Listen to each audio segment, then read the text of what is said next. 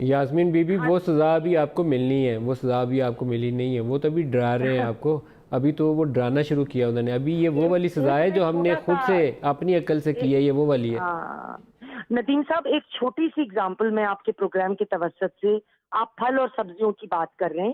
میں پیچھے دنوں ایک کپڑے کی دکان پہ میں ریگولر جاتی ہوں، جہاں سے عید کے جوڑے جو گھر کے ملازمین ہیں بڑے اچھے ملتے ہیں. وہاں پہ آئی واز سرپرائز کے پیک آور میں واحد عورت تھی.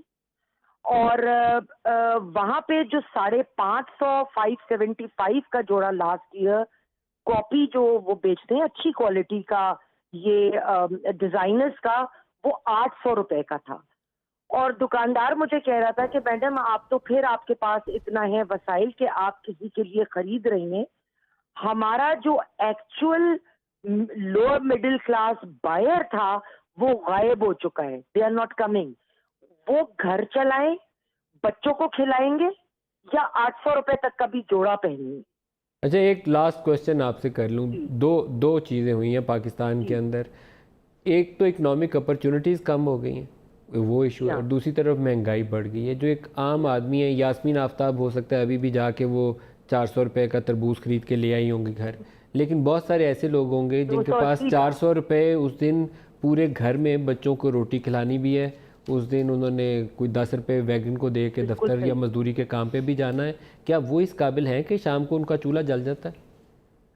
نہیں، ایسا نہیں ہو رہا ہے. اور بہت زیادہ لوگوں کو مسائل ہیں.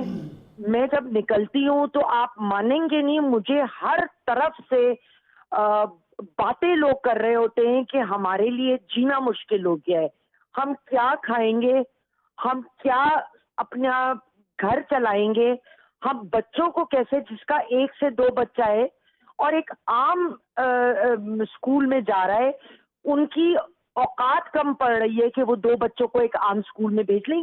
یہ میں چونکہ مارکیٹ میں نکلتی ہوں، میں لوور لیول، لوور مڈل، ہر ایک سے انٹریکٹ کرتی ہوں.